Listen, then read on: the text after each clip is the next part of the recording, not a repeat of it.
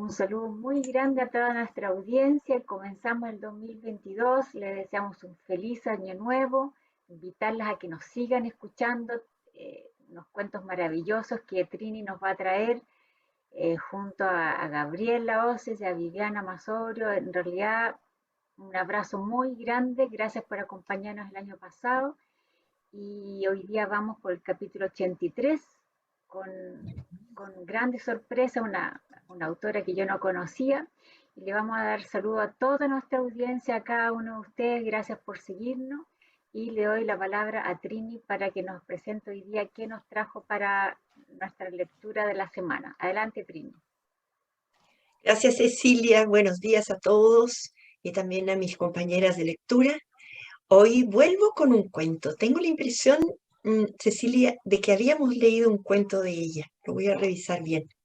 En todo caso, se trata de Rosa Montero y el cuento que les traje hoy se llama Él, con mayúscula. Viviana nos va seguramente a detallar un poco más la historia de este título. Entonces, Él. Todo empezó hace mucho tiempo. Yo tenía 20 años. Aquella mañana me había tomado un ácido. Eran las cosas que se hacían por entonces. Sus efectos duraban todavía y Madrid era un lugar irisado y elástico. Iba sola y a pie hacia mi casa. Estábamos en enero. Llegué al viaducto. Había escarcha blanca y dura. La resaca del ácido multiplicó la belleza de la escena hasta el delirio. No recuerdo cómo bajé y tampoco por qué. Se produjo un estruendo aterrador de témpanos que se desploman. Era el ruido de mis talones al deslizarse por encima de la hierba del talud. Y en un momento dado había empezado a resbalar. Talud abajo hacia el abismo que se abría a mis pies. Quedaban 3 metros de tierra por delante y después estaba la gran caída. Estaba agarrada a unas ramitas, mi vida pendía de 2 briznas de matorral reseco. Empecé a gritar. Me oí pedir socorro allí a lo lejos y de pronto le vi asomarse sobre el pretil. Era un chico joven, moreno. Tranquila, me dijo, mientras pasaba una pierna por encima del muro y luego la otra, y ahora ya estaba del mismo lado que yo, y aún agarrado a la seguridad inalcanzable de la piedra. Empezó a bajar por la ladera helada, me tendió una mano, perdón. Tranquila, me dijo de nuevo, pero yo no podía cogerle sin soltarme, yo no podía cogerle sin caerme. Bajó un paso más y resbaló medio metro por la pendiente. Afianzó los talones en la ladera y me empujó hacia arriba. Sobre mi cabeza, otro hombre arrimado al pretil extendía su brazo hacia nosotros. Al fin, el tipo de arriba logró asirme de la muñeca y tiró de mí. Perdí el contacto con las manos del chico mientras iba volando hacia arriba. Entonces sucedió.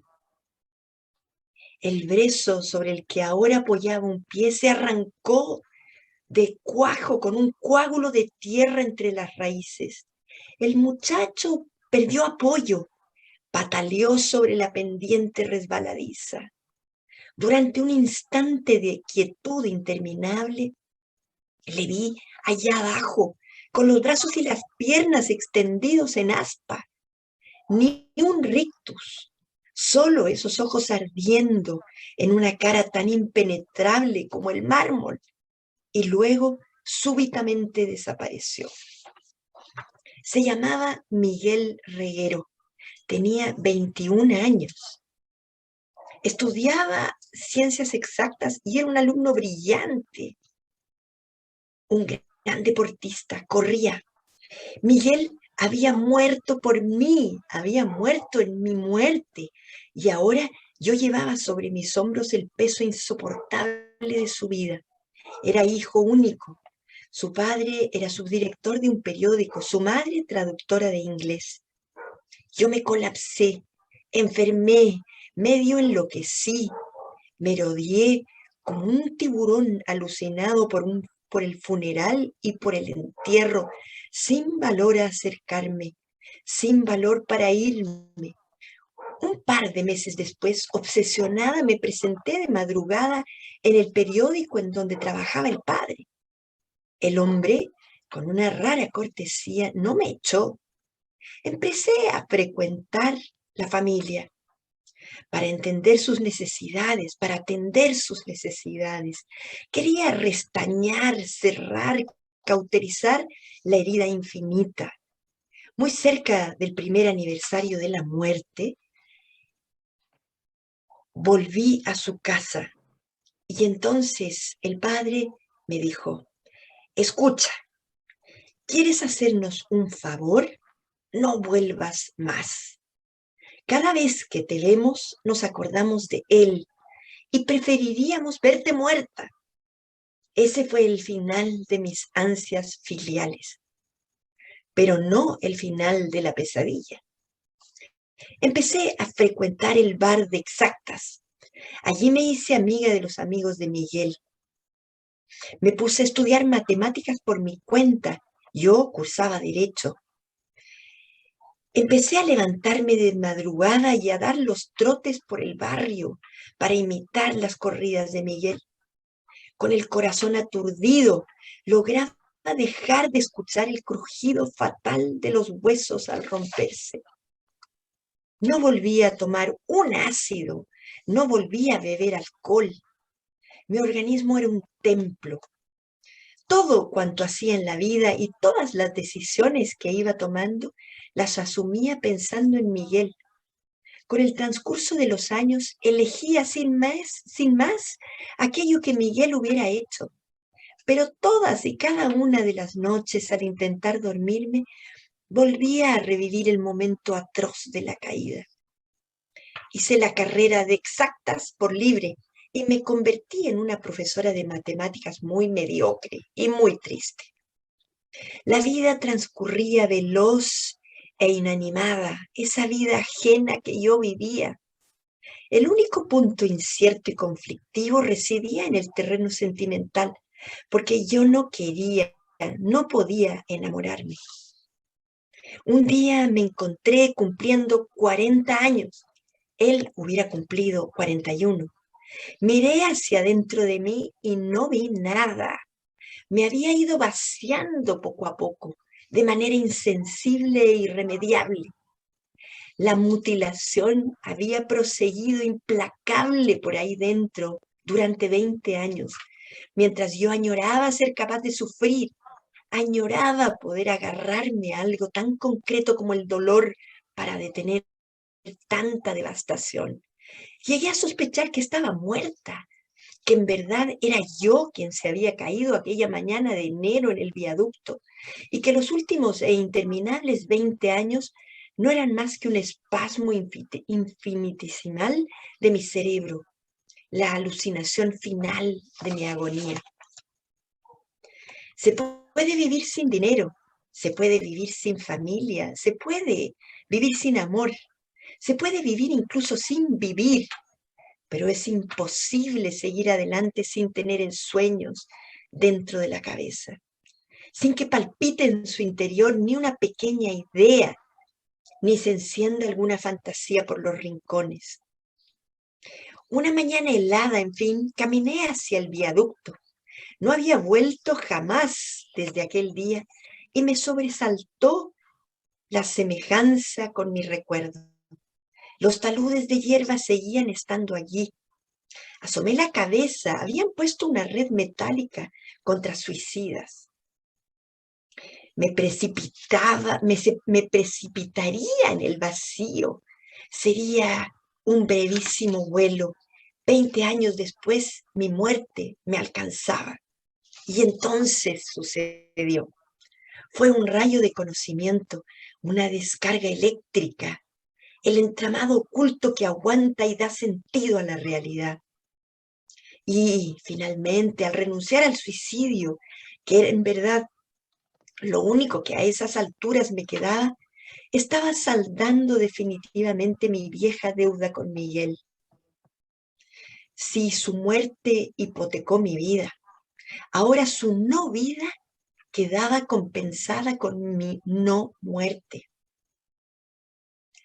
Odiaba mi vida enajenada y monacal, odiaba mi cuerpo casi intacto. De repente, en aquella mañana de enero, 2 decenios más tarde, yo era yo. Han pasado 2 años desde entonces. Ahora trabajo como responsable de finanzas en una ONG y estoy coqueteando con mi vecino, un tipo divorciado y con un niño. Gano poco dinero, trabajo demasiado y el vecino no me hace mucho caso. No es una vida espléndida, en fin, pero es mi vida. En la sala de mi casa tengo una foto enmarcada de Miguel. El vecino me ha preguntado quién era.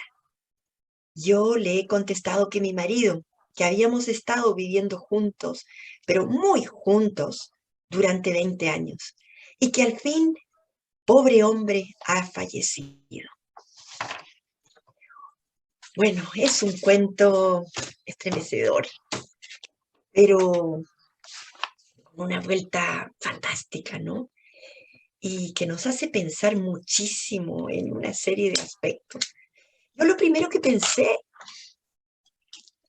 fue recordar un hecho que sucedió en Chile hace aproximadamente, no sé si 10, quizás 12 años, cuando se produjo un accidente en un bus en el que viajaba un grupo del Colegio Cumbres, de niñitas del Cumbres que hacía su viaje de estudios. No sé si lo recuerdan bien. Bueno, en ese viaje iba una sobrina mía, murió también. Pero fue muy fuerte para todos esos papás que perdieron a una niñita. ¿Recuerdan bien el chofer calculando mal una vuelta porque iba muy rápido en el autobús? Se dio vuelta y allí murieron 10 niñitas del Cumbres que iban en ese viaje espantoso. Y fue bien impresionante y los santiaguinos, la verdad que nos impresionamos mucho con eso. Pero recuerdo haber oído en ese momento mil implicaciones contra el chofer, una cantidad de cuestionamientos a su irresponsabilidad. Y bueno, uno no podía dejar de pensar en ese pobre hombre, cómo habría quedado. Recuerdo después, muchos años después, que él apareció en algún reportaje en el diario, contando que su vida no había sido o había sido muy distinta después de ese accidente, que lo había enterrado un poco en vida, porque no dejaba de pensar en esas niñitas a las que había llevado a la muerte. Bueno, en este cuento se da algo, que nos hace pensar en lo mismo. Esta muchacha perdida por la droga, por el alcohol en algún momento dado, alucinada por la hermosura que veía en un viaducto, se precipitó allí y sin quererlo, terminó bajando y además arriesgándose a una muerte posible, muy rápida que iba a tener, porque si no la hubieran salvado, evidentemente que ella hubiera sido la que hubiera muerto, ¿no? Pero de pronto llega un salvador un poquito mayor que ella, un año, y logra salvarla, pero a costa de su vida. Y ella inicia con esto un segundo viaje, ¿no? Ella con ese accidente, se da cuenta de la locura en la que estaba, pero no puede vivir sin el terrorífico recuerdo de ese accidente en el que ese chiquillo murió por salvar su vida. Pero para ella ese significó un martirio, porque no dejó de pensar que ese chiquillo pudo haber vivido quizás una vida que era más prometedora que la suya, pero que le dio vida, que la perdió. Es un cuento impresionante, con una serie de implicaciones psicológicas que seguramente Gabriela nos va a explicar con mucha claridad. Evidentemente, Rosa Montero, la autora de este cuento, estudió 4 años de psicología, por tanto, estudios tenía y además tiene un talento y una capacidad de ficción muy interesante. Entonces, ahora sí, le cedo el micrófono a Gabriela. Gracias, Trini. Bueno, acá sin lugar a dudas que estamos frente a una tragedia y que yo creo que pasa todos los días, ¿ah? Y es cuando se generan consecuencias horribles de los propios actos. Y todos los días hay gente que daña a otra por imprudencia, por exceso de velocidad, por exceso de confianza, por falta de cuidado. Y eso lleva a pensar también que los seres humanos tenemos siempre la posibilidad de elegir, pero lo que no podemos elegir, no podemos elegir consecuencias, podemos elegir conducta. Y esta niña dispara esta tragedia en su vida a raíz del consumo de una sustancia que en algún minuto era una sustancia de la época, que era muy frecuente, que incluso hubo canciones a propósito del ácido lisérgico. ¿Ustedes se acuerdan de esta canción de los Beatles, Lucy in the Sky with Diamonds? Está hecha, digamos, el título con las letras del producto. Entonces, esto supone una tragedia enorme, donde se lleva por delante la vida de un joven que era una persona brillante, aportadora, solidario, porque además de una generosidad que le costó la vida, porque él pudo haber seguido adelante y no haberse detenido a auxiliar a esta persona que se iba por el barranco. Entonces, debe ser algo tremendo, dificilísimo de elaborar y de afrontar y de integrar a la propia vida, cosa que ella no hace en 20 años, porque es tan fuerte el haberle quitado la vida a alguien. Es realmente mayor. Este es un episodio muy mayor donde ella pasa como por varias etapas, pasa por etapas de colapso, de parálisis, tal como dice el autor, está a punto de enloquecer, porque es tan fuerte lo que ella generó, sin intención, obviamente, pero como consecuencia de una conducta propia y conducta transgresora, sin duda, por mucho que fuera de la época, que ocurre este primer minuto de parálisis que de alguna manera es como la reacción que ella tiene a lo largo de todos estos 20 años, porque ella congela su vida, suspende la vida, la deja, la vacía, su vida claramente se vacía, ¿ya? Y en este escenario, ella hace un proceso como de expiación, de tratar de reparar la culpa que siente, porque toda culpa, toda transgresión conlleva culpa. La culpa no surge, no surge de algo que no sea transgresión real, figurada, y frente a la culpa ella trata de expiarla identificándose, tratando de tomar la vida de él, ya de Miguel, y estudia lo que Miguel estudiaba, y se acerca a su padre, y se acerca a sus amigos, y trata de ponerse en el lugar de Miguel, probablemente como también una manera de hacerlo vivir, que es un imposible, que es una fantasía, y todo esto en medio del dolor que continúa, de la culpa que continúa, de la expiación y del vacío, que es muy claro, y ella toca fondo, que es cuando va a suicidarse al mismo lugar, ¿ya? Y en ese minuto, al tocar fondo, es cuando el dolor se explora, se vive. Al más no poder, es el minuto de la sanación, ¿ya? Y ahí ella recién puede asumir algo cercano a una cierta normalidad. Cuando ella lo dice metafóricamente, su no vida se liga con su no muerte, su no vida de Miguel y la no muerte de ella. Y ese es el minuto del despegue.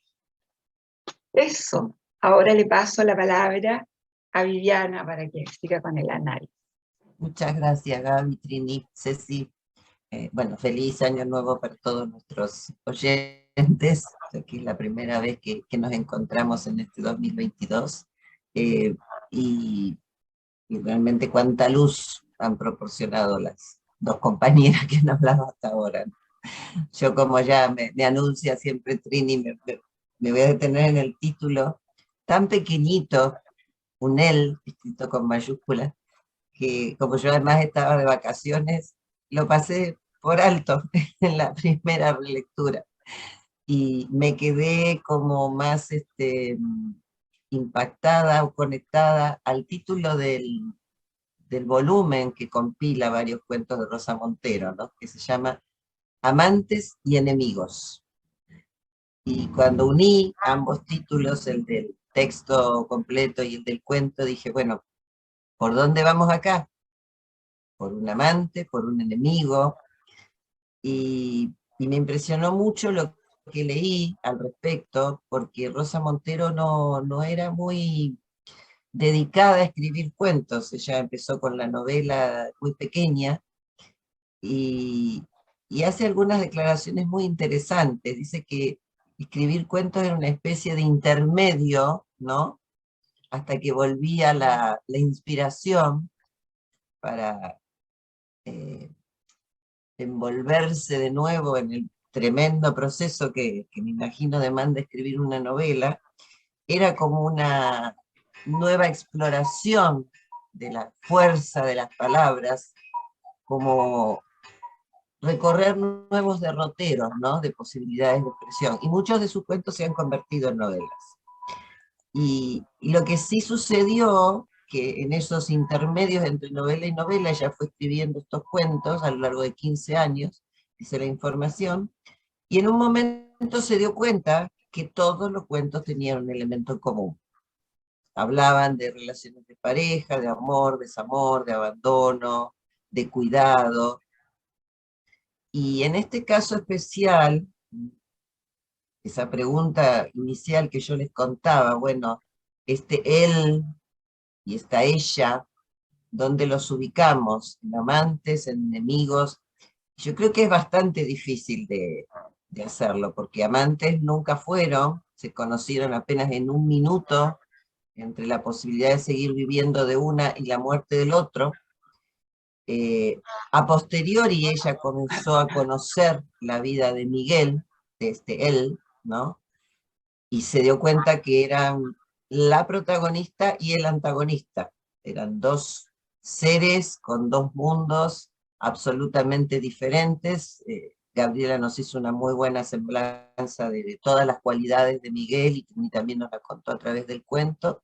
Y en el caso de ella, de la que nunca sabemos su nombre, era una persona bastante superficial y con mucha soledad, porque ella en un momento dice, abandoné a mi familia y mi contexto, mi entorno, no llega a hablar, dice, pero en realidad nunca fueron demasiado significativos para mí. Una enorme diferencia con Miguel, que a su muerte es terriblemente añorado por su papá y su mamá, que era creo que era esa especie de hijo ideal, ¿no? Con el que todos soñamos. Y ahí, como bien señaló Trini, creo que aparecen claramente los conocimientos de psicología de Rosa Montero, que Gabriela nos describió con tanta sabiduría como hace siempre, porque se mete en la piel de esta mujer desesperada por haber sido la causante de la muerte de una persona tan valiosa. Todas las personas son valiosas, no hace falta que lo aclare, pero en este caso un ser tan querido, tan solidario, tan importante, un lector, una escucha de música, un ajedrecista, es decir, parecería que tenía todas las virtudes, además de ser una bella persona. Así que creo que acá los títulos, tanto del texto como del texto que agrupa los cuentos como Amantes y Enemigos, como el del cuento en sí, él, escrito con letras mayúsculas, son un adelanto importante hacia donde nos va a conducir la autora con una sabiduría que yo admiro mucho tanto en lo que escribe como en la forma en que escribe, ¿no? Una pluma realmente muy valiosa. Así que bueno, para no extenderme más, le paso el micrófono a Ceci para seguir conversando. Gracias. Sí, gracias Trini, a Gaby y a Vivi. Después Trini nos va a mostrar la imagen de Rosa Montero. A mí me llamó la atención en la página donde ella dice, se puede vivir sin dinero, sin familia, sin amor, sin vivir, pero lo que no se puede vivir sin ensueños, como la ausencia total de la imaginación. Me gustó mucho eso. Porque es cierto, se puede vivir sin varias cosas, pero no tener sueños, no tener imaginación, la verdad que sería una persona bastante pobre como ser humano. Me gustó mucho esa parte que es casi al final del cuento. Y también cuando Trini se refería a hipotecar su vida, me dio vuelta, me explotó la cabeza porque ¿cuántas veces no hemos hipotecado, las personas no hipotecan sus vidas, los hijos de repente tienen la vida hipotecada con las madres y los padres porque los papás hacen tanto esfuerzo, se postergan tanto? No es el caso del cuento, pero me llamó la atención hipotecar su vida, me dejó pensando mucho. Y una pregunta que le quería hacer a la Gaby. Gaby, cuando la persona está bajo efectos de remedios, ¿ellas pueden elegir sus conductas? Es decir, ella en algún minuto elige, ella elige ingerir ácido, ¿Ya? porque era una sustancia que te cambia, es una sustancia que te cambia el estado de conciencia y te lleva a vivencias diferentes, o sea, te saca de tu realidad. Y es probable que la realidad de ella no haya sido muy feliz y además ella haya seguido estas modas, ¿ya? De consumir este tipo de sustancia. Entonces, ahí claramente hay una elección. La elección se da no cuando ya está alterada de conciencia, la persona tiene menos grado de poder elegir, porque la realidad, porque se desfigura y probablemente ella sufre fantasías, sufre alucinaciones y una serie de fenómenos que la sacan de lo real. Por lo tanto, esa elección está más, o esos actos están como muy acotados. En cambio, la primera, siempre tenemos momentos de elección. O cuando se aprieta el acelerador, cuando se pasa con la luz roja, siempre hay una elección. Lo que no hay elección es de consecuencia. Eso no se nos da, fíjate, como seres humanos. Ah, qué interesante, Gaby. Y otra cosa que me gustó mucho que habló, parece que la Gaby, cuando se explota en el dolor, sanas. Yo experimenté eso cuando falleció mi mamá, cuando ya el dolor era 3 meses escribiendo sobre la vida de ella, sentí que el dolor ya me explotaba y sané. Que un poco fue lo que la lectora le pasó, perdón, a la protagonista le pasó en el momento que ella vuelve a la escena del suceso. Me gustó mucho. Y yo creo que la audiencia debe estar muy contenta con este programa porque Trini en análisis, Gaby con el tremendo análisis de hoy día y Viviana, la verdad que es un programa súper, súper, súper bueno. Yo cada día estoy más contenta porque realmente uno entiende el cuento en 3 aristas, así que estoy súper agradecida del panel y yo cada día comprendo más también los cuentos. Y ahora le quiero dar la palabra a Trini porque nos quiere mostrar unas imágenes. Adelante, Trini. Sí, mostrarles a Rosa Montero. Si ustedes la buscan en internet, en YouTube, se van a encontrar con una mujer encantadora. ¿Me ves? Sí, ahí estoy. Y te vemos. Con una mujer encantadora, evidentemente, entretenidísima además.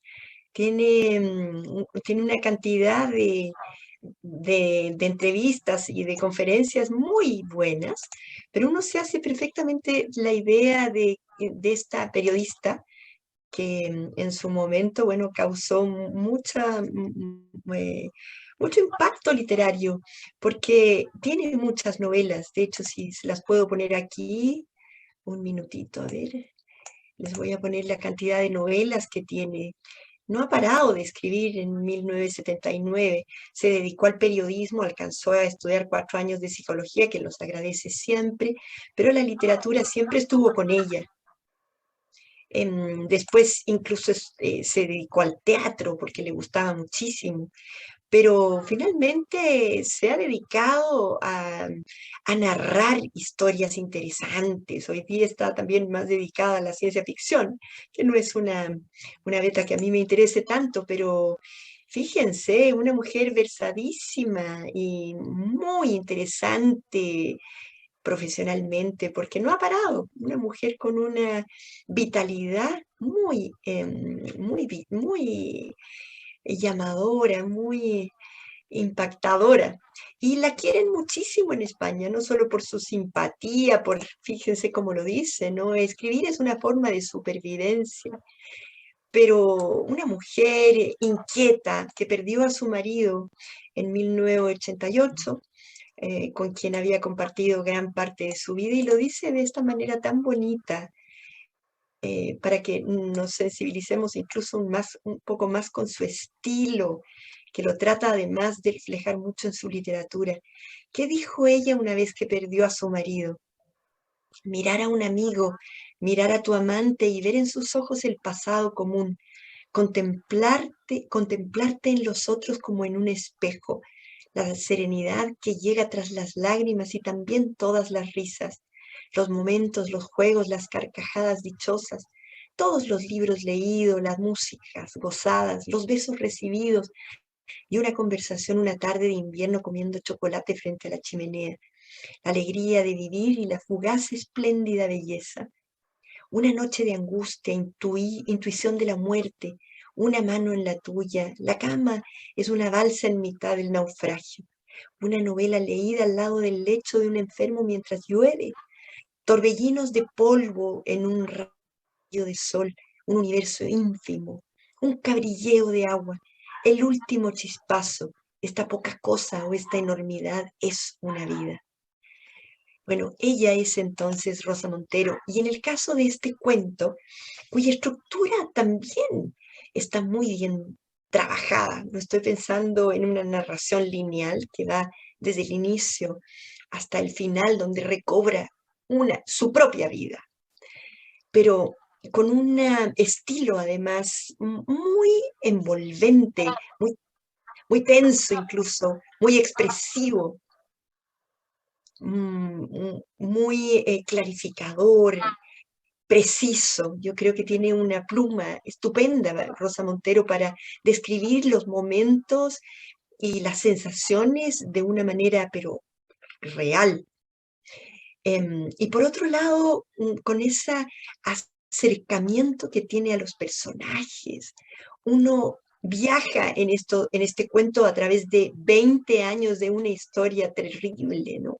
Una historia en la que renuncia a su vida para tratar de recobrar la vida del otro, y que no logra hacerlo hasta que finalmente en ese destello final se da cuenta que ella tiene que atreverse a renunciar a eso, pero eso lo hace justamente, como lo decía Gabriela, en ese momento donde después de 20 años se acerca al viaducto y quiere suicidarse.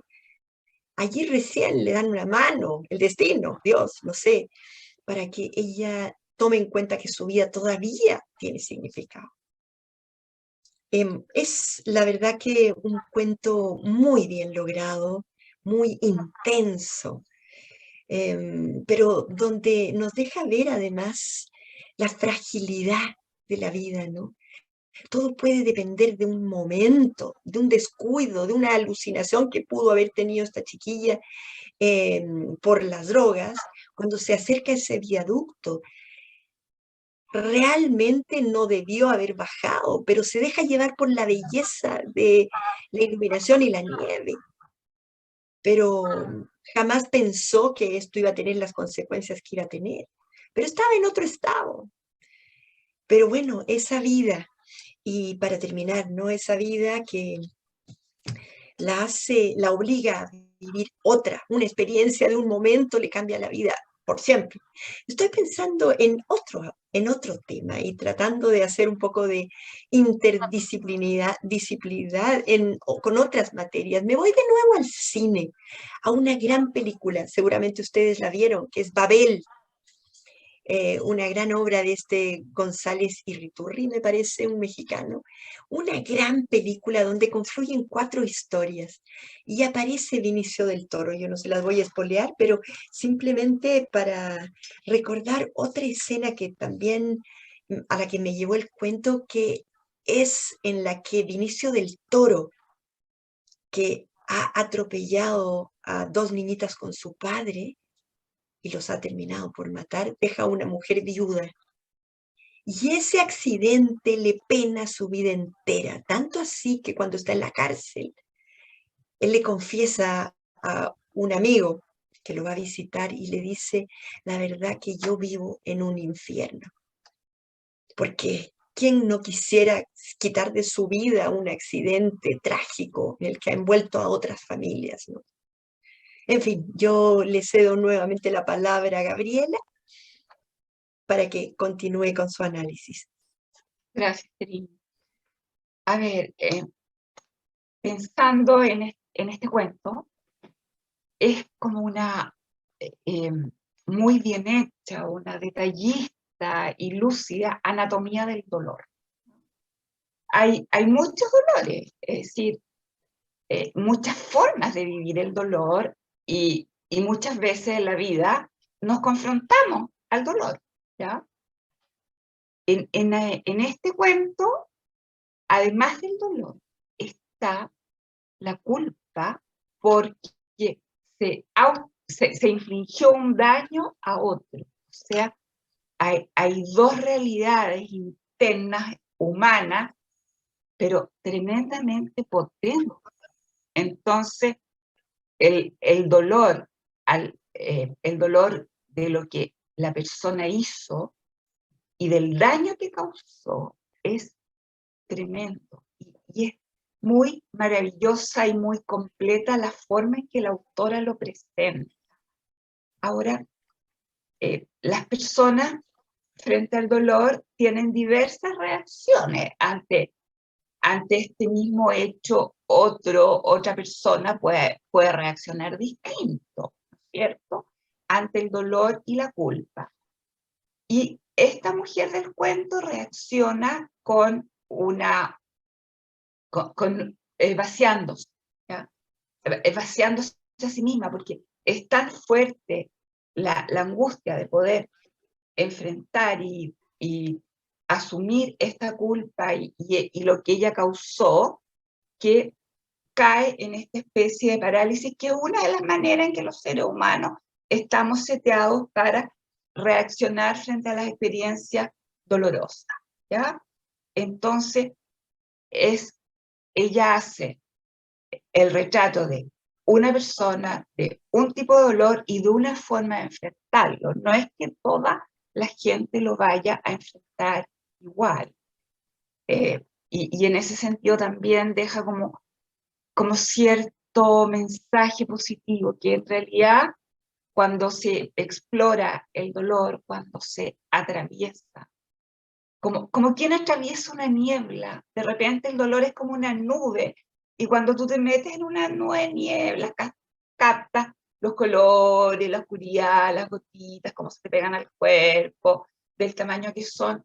O sea, si en ese proceso de atravesar la niebla del dolor y de abrirse y aceptarlo completamente, no hay posibilidad de superación y de expansión.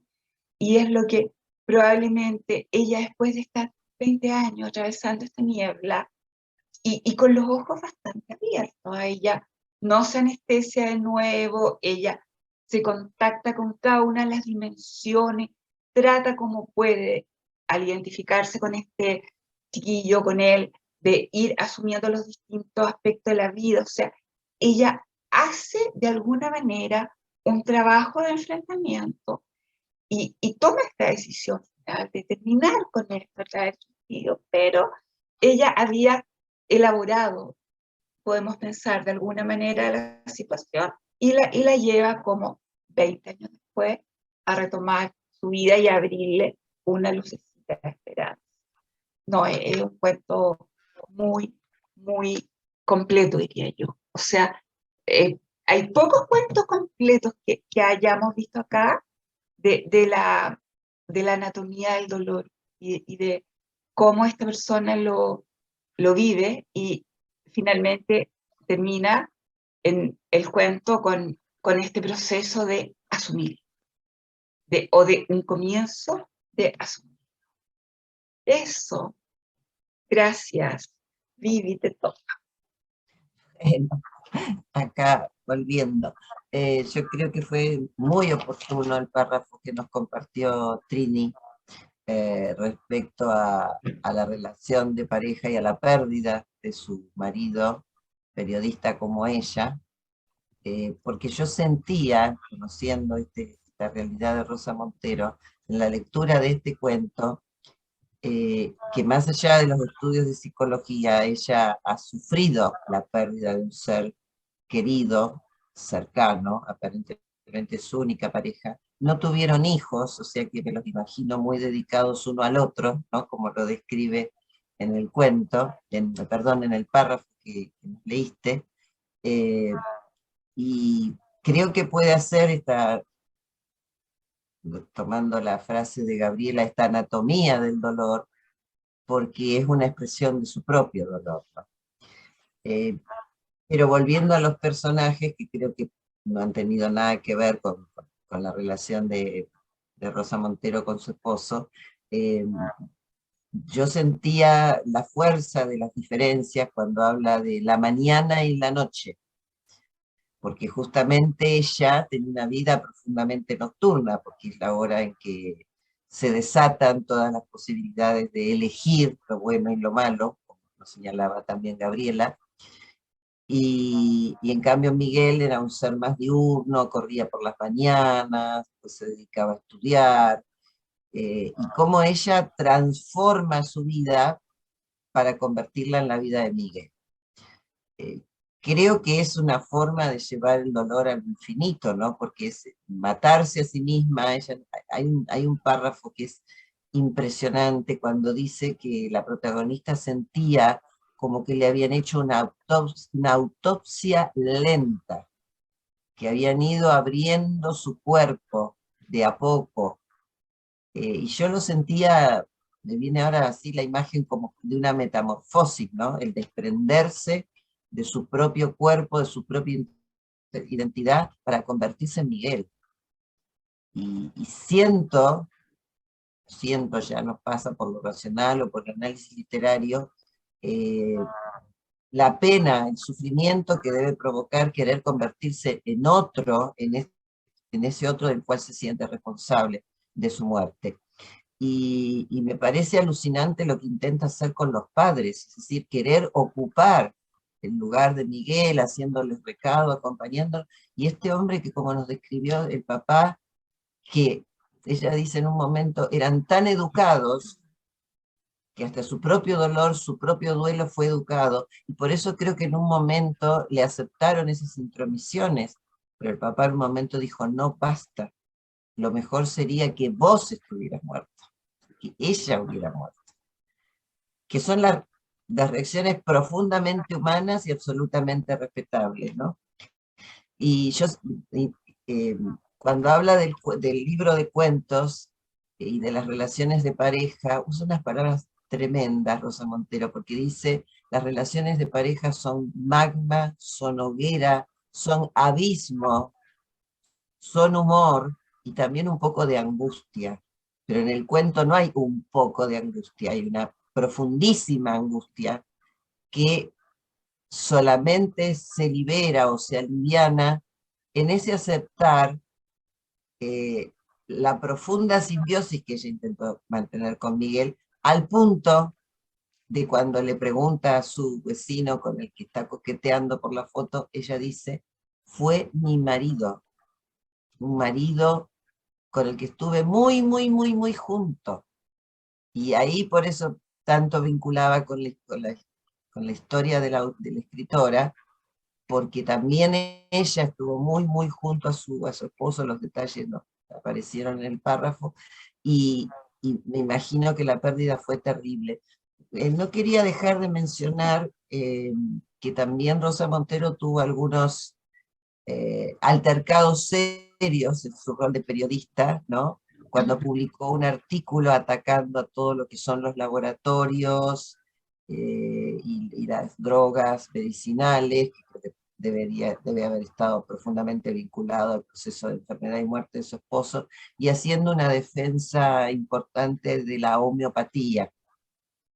Y parece que en este caso excedió los límites, siempre fue o sea, es una excelente periodista y ha escrito entrevistas y artículos de una potencia impresionante, pero acá parece que se excedió un poco y fue como cuestionada por la sociedad y tuvo que salir a dar unas suaves disculpas. Entonces me quedé con una frase de ella, que siempre, bueno, yo lo vinculo a mi rol de escritora, donde dice, en el periodismo la claridad es un valor. En la literatura, la ambigüedad es un valor. Entonces nos da cuenta de la claridad de ella, de quién es y cómo se expresa cuando es periodista, y quién es y cómo se expresa cuando escribe literatura. Y en ambas formas es realmente de una belleza y de una exactitud maravillosa. Y uno de los últimos libros que escribió tiene que ver con la historia del matrimonio Curie. ¡Ay, siempre te adelantas! No me digas que ibas a recomendar ese, porque yo pensé que ibas a recomendar otro que apareció en el listado. No, quiero decir, como siempre, navega por las relaciones de pareja, ¿no? En este caso de un matrimonio que sabemos la fuerza de esa relación y cómo influyó tanto en lo profesional como en lo vital, y cómo ella incursiona, investiga, busca para seguir contándonos y compartiendo con los lectores su maravillosa forma de escribir. Gracias a todos y perdón, Trini, pensé que ibas a recomendar Instrucciones para salvar al mundo, que es un libro que a mí me gustó muchísimo. Gracias a todos, un beso, sigamos. Gracias, amigas queridas. Y yo, bueno, frente a estos análisis, hoy día, como dice la Gaby, fue un cuento redondo porque tuvo un comienzo, un desenlace, un desarrollo final que generalmente quedamos marcando ocupados sin saber qué iba a pasar después. Y voy a decirle, sobre todo a la audiencia más joven, sueños, imaginación. Pero nosotros las personas mayores también, yo creo que siempre tenemos que tener un sueño. Tengamos la edad que tengamos, tenemos que tener sueños que cumplir todavía, y eso no se puede perder. Y saliéndome un poco del cuento, un homenaje a los héroes anónimos que siempre dan la vida por alguien, no todos fallecen, pero una buena parte sí. Hay historias internacionales, y acá en Chile también tenemos grandes historias últimamente, sobre todo en el norte. Así que un abrazo a todos esos héroes anónimos que han dado la vida por las personas, y las personas dejan al final hipotecada su vida, y espero que piensen en ello y que le hagan un lindo homenaje sin intervenir en la vida de las familias, obviamente. Así que con esto le doy la palabra a Trini para ver qué libro nos va a recomendar y la audiencia tenga para leer en la semana. Adelante, Trini. Genial, la verdad que me encanta la sintonía que tenemos con Viviana, porque no nos habíamos comunicado para la recomendación del libro. Pero evidentemente que yo pensé en la ridícula historia de No volverte a ver, del año 2013. Una novela bien interesante, a mucha gente le ha gustado muchísimo. He sido un poco más crítica, pero no dejo de recomendárselas porque es un parangón que hace ella entre su propia vida y la despedida de su marido, y la que tuvo que hacer Marie Curie también cuando le tocó a ella enfrentar la muerte de su marido, ¿no? Yo me quedo sobre todo con el relato que ella rescata de la vida que tienen ellos dos juntos.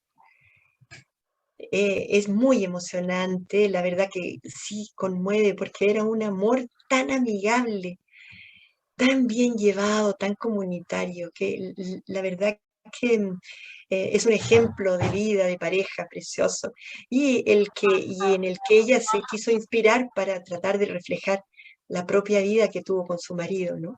Se lo recomiendo para que ustedes puedan formular su propia interpretación y a ver si alguna vez lo podemos conversar mejor.